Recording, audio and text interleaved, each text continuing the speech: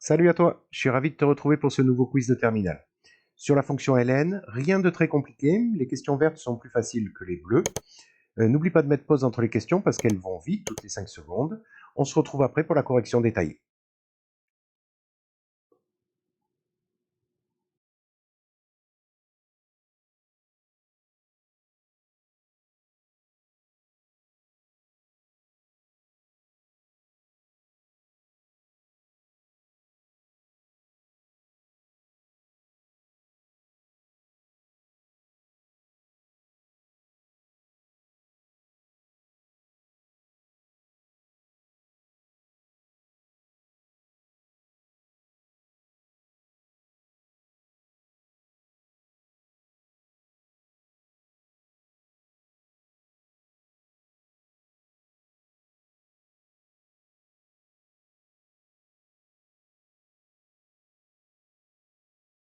C'est parti pour les corrections.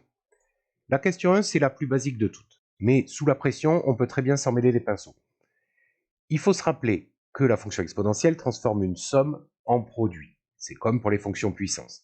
Et le ln fait le contraire. Donc le ln d'un produit, c'est la somme des ln. Et donc, dans les ln, j'aime avoir des produits ou j'aime avoir des sommes de ln. Bien entendu, je parle de produits, mais c'est pareil pour les quotients. Donc, la A est fausse. La B, j'ai bien ln d'un produit égale somme des ln. La C est fausse, puisque j'aime pas les opposés dans les ln, j'aime les inverses. Et la D est vraie. C'est le contraire de la fonction exponentielle. Faites aussi bien attention de vérifier que le ln existe. Par exemple, à la C, ln de moins x avec x strictement positif, ça n'a aucune chance d'exister. Faites attention à ça dès que vous parlez de ln. Question 2. Ici, on a un petit calcul que je vais détailler sur le côté. Rien de bien méchant, c'est l'application de la question 1. En fait. Donc, on nous demande de regrouper les ln. On regroupe les ln grâce aux règles de la question 1. On a immédiatement la C qui est correcte. Petit calcul à l'intérieur du ln, donc je recopie le ln, mais je calcule dedans comme si j'étais au collège. Divisé par 9 quatorzièmes, c'est comme multiplier par son inverse, 14 neuvièmes. J'obtiens donc la B qui est correcte, sans difficulté. Maintenant, ici, au lieu de calculer comme un bourrin 21 fois 15 fois 14 et idem pour le dénominateur, je vais décomposer 21 en 7 fois 3, ainsi de suite, pour me rendre compte que tout le monde se simplifie dans le ln et qu'il ne reste donc plus que 1. Et ln de 1, ça fait 0, d'où la D correcte.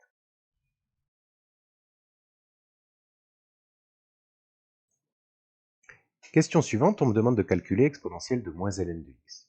Ici, le moins nous gêne entre l'exponentielle et le ln. Je rappelle que c'est exponentielle de ln de Toto qui vaut Toto, ou ln de exponentielle de Toto qui vaut Toto. Il faut rien entre les deux, pas de 2, pas de moins, rien du tout. Donc ce moins nous gêne, il est parasite, je vais soit le rentrer dans le ln, soit le sortir de l'exponentielle. Première version, si je le rentre dans le ln, j'utilise la règle consacrée, moins ln de x vaut ln de 1 sur x, et maintenant, j'obtiens bien exponentielle de ln de quelque chose, donc ce quelque chose. 1 sur x ici, réponse C. Deuxième version, exponentielle de moins ln de x, je peux faire sortir le moins de l'exponentielle. Exponentielle de moins Toto, c'est 1 sur exponentielle Toto. Et j'obtiens à nouveau la réponse C. Bien sûr, les A, B et D sont fausses.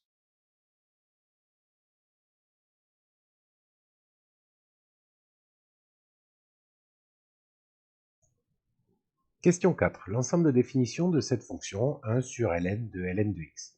Donc il faut bien comprendre comment elle est fabriquée. Je pars de x, je prends son ln, je reprends son ln, on a une composition, puis l'inverse de tout ça. Comme toujours, quand on me demande l'ensemble de définition d'une fonction, je fais la liste des opérations potentiellement interdites. Il y en a 3 dans votre panier. La première, c'est diviser par 0. Il ne faut jamais diviser par 0. La deuxième, c'est racine carrée d'un strictement négatif. Et la nouvelle maintenant, ln d'un négatif ou nul. Donc ici, je vais faire l'inventaire de tout ce qui peut foirer. La première chose, c'est que donc f de x existe si et seulement si le x à l'intérieur du premier ln doit être strictement positif pour que ce premier ln existe. Pour pouvoir reprendre le ln du nombre ln de x, il faut que le nombre ln de x soit strictement positif. Et enfin, il ne faut surtout pas diviser par 0, donc je ne veux pas que ln de x s'annule. Je vais résoudre chacune des 3 conditions séparément. X strictement positif, c'est déjà fait. Quand est-ce que ln de x est strictement positif? J'applique la fonction exponentielle de chaque côté, qui est strictement croissante, donc je garde le sens, ce qui me donne x strictement supérieur à 1. Enfin, ln de x différent de 0 me donne ln de x différent de 1. Les deux premières conditions x strictement positif et x strictement supérieur à 1 se regroupent en une seule, x strictement supérieur à 1. Enfin, quand est-ce que le ln de x vaut 1? Lorsque x vaut e, donc je ne veux pas que x vaille e. J'ai donc ici récapitulé sur un dessin, c'est toujours assez pratique de le formaliser comme ça, je le ferai dans un exemple ultérieur. Ici, c'était pas très difficile. L'ensemble de définition de f, c'est donc 1e union e plus l'infini, tous les crochets ouverts. La question 5 est un peu particulière. Je l'ai mis ici parce que je trouve ça important, mais le programme nous dit que c'est un approfondissement possible, mais pas obligatoire, et donc tous les profs ne le font pas. Alors la réponse A est très tentante. A fois avec x facteur égaux à A, ça donne envie. En effet, A au cube, par exemple, c'est bien A fois A, j'ai bien 3 facteurs égaux à A. Mais depuis le collège, vous savez qu'on a étendu la notion d'exposant avec des exposants négatifs, des entiers négatifs. Par exemple, A exposant moins 3, ça n'est pas A fois avec moins 3 facteurs égaux à A. Ça n'a aucun sens. A exposant moins 3, c'est bien sûr 1 sur A au cube, 1 sur A exposant plus 3. Donc la A est déjà fausse lorsque x est un entier négatif, et ça ne va pas s'arranger lorsque x est un réel quelconque. Donc la A est fausse, elle ne serait vraie que si x était un entier naturel. L'AD, bon, c'est n'importe quoi. Et donc par définition, A exposant x vaut exponentielle x ln de A, avec du coup A strictement positif, sinon cette expression n'a pas de sens. Et on note bien que en définissant A exposant x de cette façon, on prolonge bien toutes les opérations qui marchent avec les exposants. Par exemple, A exposant x fois A exposant y sera bien égal à A exposant x plus y, et ainsi de suite. Tout ce qui marchait avant continue à marcher, mais on a étendu cette notion à un exposant x réel quelconque, mais en contrepartie, la valeur de A doit être strictement positive. Question 6 du méga classique, une équation avec des ln. La première étape à surtout pas oublier, et donc je vous conseille de la faire d'abord, c'est de vérifier que tous les ln existent. Ça va vous donner une condition sur les x potentiellement solutions. Ceux qui vérifieront pas ça ne pourront pas marcher parce que au moins l'un des ln n'existera pas. Donc il faut que tous les ln existent. Donc le premier, je dois avoir ce qu'il y a dedans, à savoir x plus 1 strictement positif. Pour le deuxième, moins x strictement positif. Et idem pour le troisième, x plus 2 strictement positif. Je vais résoudre chacune de ces inéquations séparément. Il faut bien sûr que les trois conditions soient vraies en même temps. Donc je soustrais 1 dans la première, ça ne change pas le sens. Je multiplie par moins 1 dans la deuxième, on n'oublie pas de changer le sens. Et je soustrais 2 dans la dernière, sans changer le sens.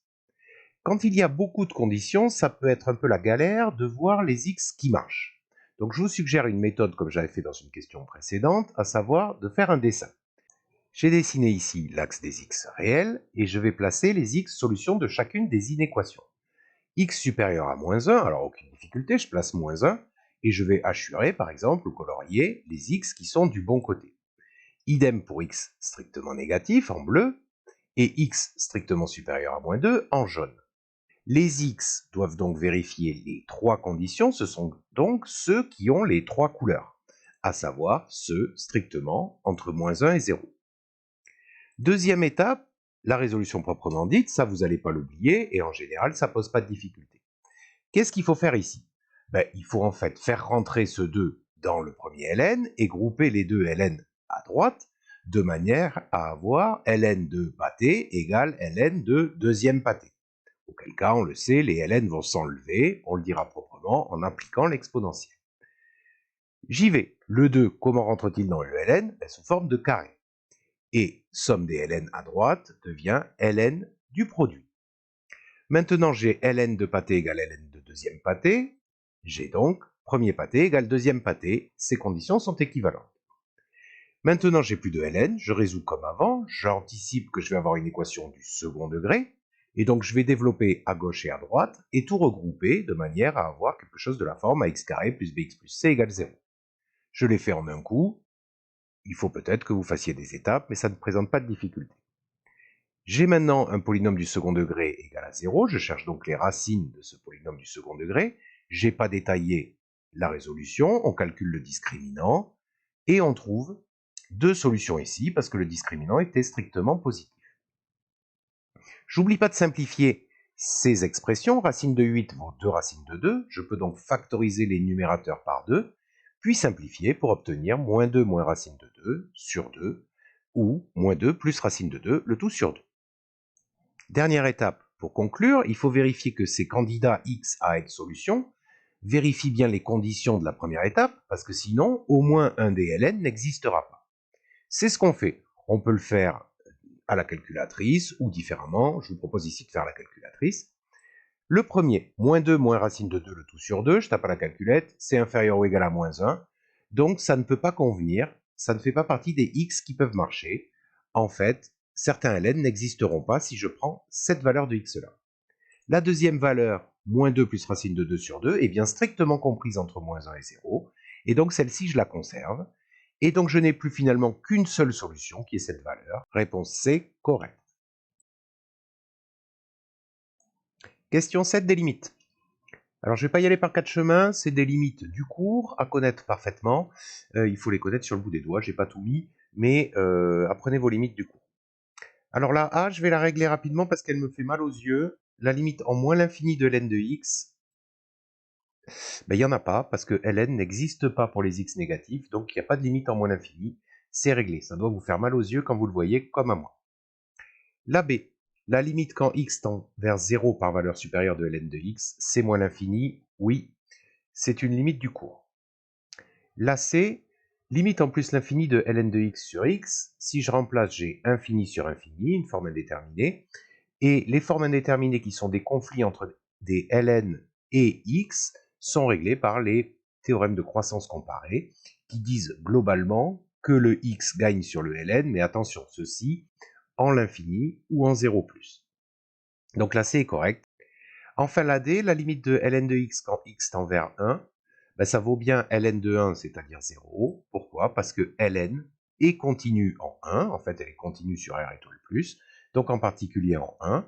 Pourquoi est-elle continue sur r étoile plus? Parce que par exemple elle est dérivable sur r étoile plus. Question 8, des petites questions sur une fonction. Donc définie par f de x égale ln de x carré plus 1. L'ensemble de définition de f est grand R. Alors oui, pourquoi? Parce que x carré en tant que carré est positif ou nul, donc x carré plus 1 à l'intérieur du ln est supérieur ou égal à 1, donc strictement positif. Donc peu importe la valeur de x réel, x carré plus 1 sera strictement positif. Je pourrais donc prendre son ln, et c'est la seule opération potentiellement interdite. La A est correcte. Pour la B, la dérivée de f.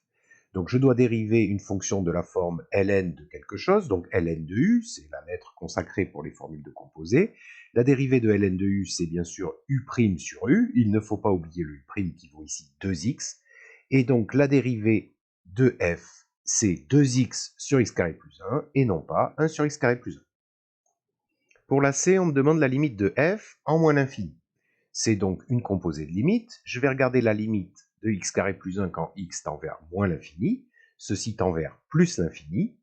Et ln de quelque chose qui tend vers plus l'infini tend vers plus l'infini. La C est exacte.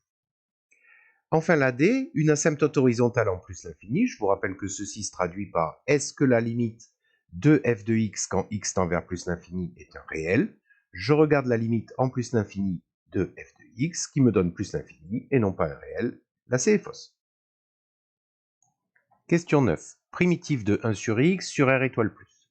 Alors bien sûr, la première chose qui me saute aux yeux, c'est la D. Effectivement, ln de x est bien une primitive de 1 sur x sur r étoile plus. Autrement dit, la dérivée de ln de x, c'est bien 1 sur x sur r étoile plus. On va examiner les autres cas. On va continuer par la B. En effet, la B, j'ai bien une constante plus la fonction de la D, et donc la B doit marcher aussi. Je peux aussi dériver la proposition B pour trouver 0 plus 1 sur x, autrement dit 1 sur x. On va s'occuper de la A, ln de 3x, on a envie de dire que ça n'a pas l'air. Première version, je dérive ln de 3x, c'est de la forme ln de u que je dérive en u' sur u.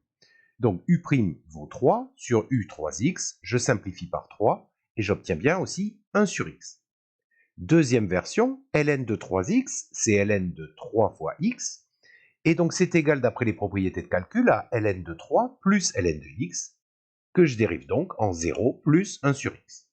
Enfin, là c'est, je vais remanipuler un tout petit peu l'expression de grand F, parce que le moins ln de 1 sur x m'attire l'œil, et je vous rappelle que moins ln de 1 sur x, c'est ln de 1 sur 1 sur x, autrement dit ln de x. Donc en fait, grand F de x, c'est ln de 2 plus ln de x, qui a donc bien la même dérivée que les trois autres, à savoir 1 sur x. Dernière question.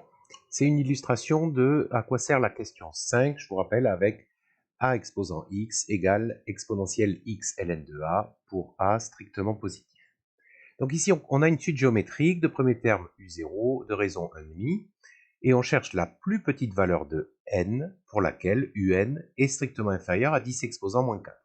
C'est normal de trouver une telle valeur de n parce que la limite de un sera 0. Donc, grand A, pour tout entier naturel n, un égale 1,5 exposant n, ben oui, si j'ai une suite géométrique de premier terme u0 et de raison q, on a un égale u0 fois q exposant n. Ici, u0 vaut 1 et q vaut 1,5. Du coup, on cherche à résoudre un strictement inférieur à 10 exposant moins 4. Je remplace un par son expression, 1,5 exposant n, strictement inférieur à 10 exposant moins 4. Et je vais utiliser la question 5 pour remplacer 1,5 exposant n par exponentielle n ln de 1,5. Et ln de 1,5, c'est moins ln de 2.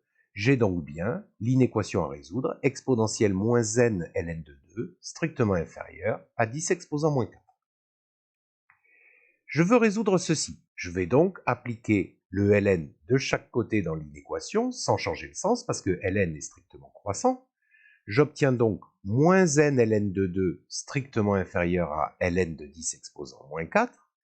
Et en divisant par moins ln de 2, je change le sens, et j'obtiens donc n strictement supérieur à moins ln de 10 exposant moins 4 sur ln de 2, pour les raisons que j'ai évoquées. Je tape à la calculette, je trouve bien une valeur approchée de 13,3, pas de souci. Dernière réponse, la E, la valeur cherchée de n est 13. Alors là, c'est incorrect. En effet, une valeur approchée de 13,3, c'est bien 13, mais là n'est pas la question. Si n était un réel, j'obtiendrais que un est inférieur à 10 exposant moins 4 à partir de 13,3, etc. Donc pour n égale 13, ce n'est pas encore le cas. Et donc, il faut aller chercher la valeur entière juste après, c'est-à-dire n égale à 14. J'espère que la vidéo t'a plu. N'hésite pas à poser des questions si tu en as, à laisser des commentaires, ça fait toujours plaisir. Je te souhaite une très bonne journée et je te dis à la prochaine. Salut!